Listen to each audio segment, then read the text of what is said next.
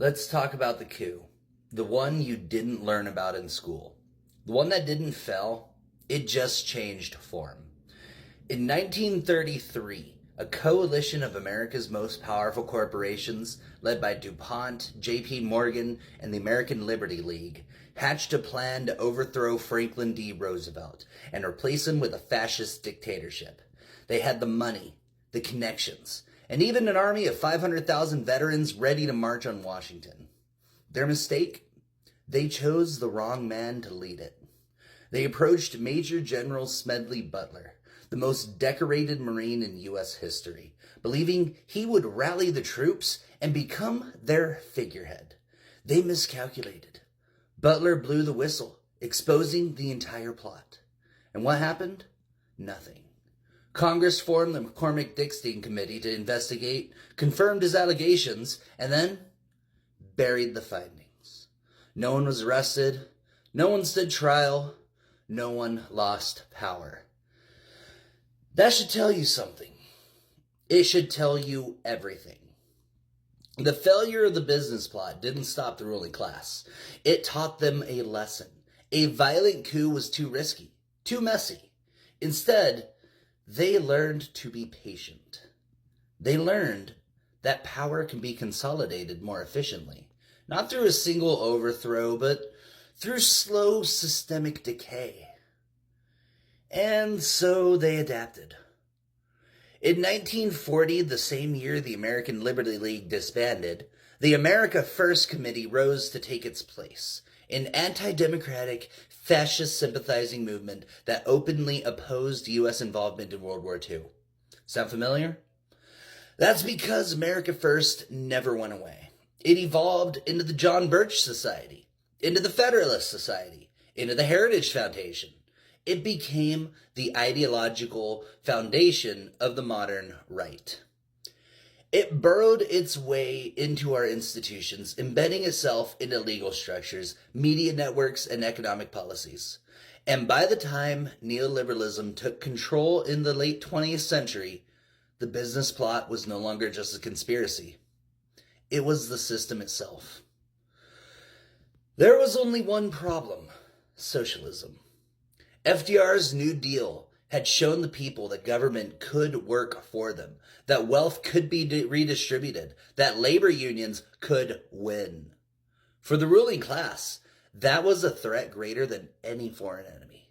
And so, in the wake of World War II, they did something drastic. They manufactured an internal enemy. McCarthyism wasn't just about national security. It wasn't about communism.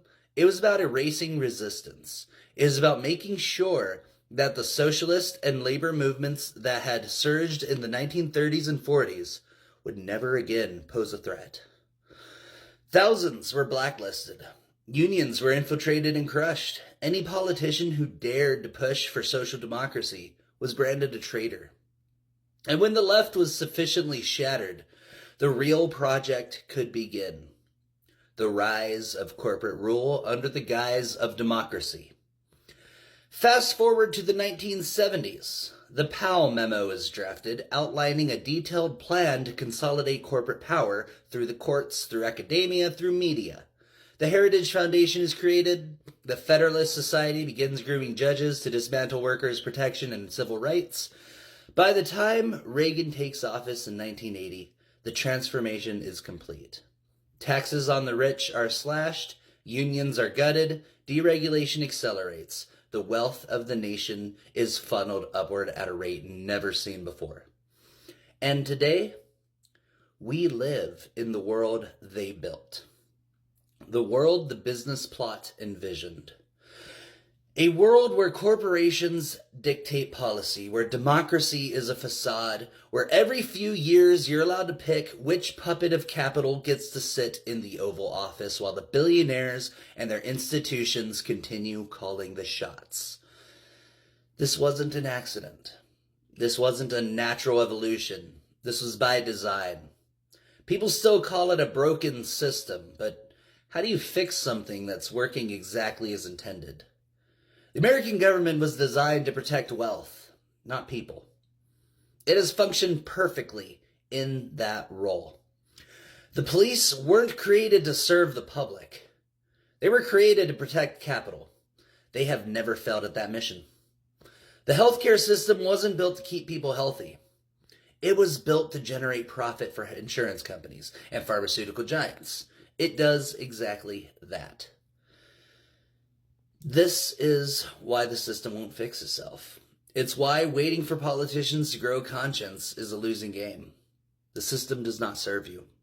It never did. It serves them. And the only way to change that is to recognize that what we are facing isn't corruption.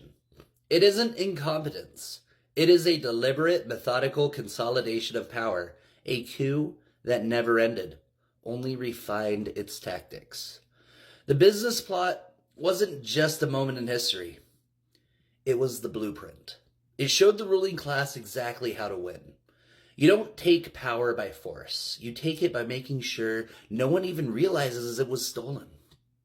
You take over the courts, the media, the economy. You rewrite the rules so that even the victims of the system defend it.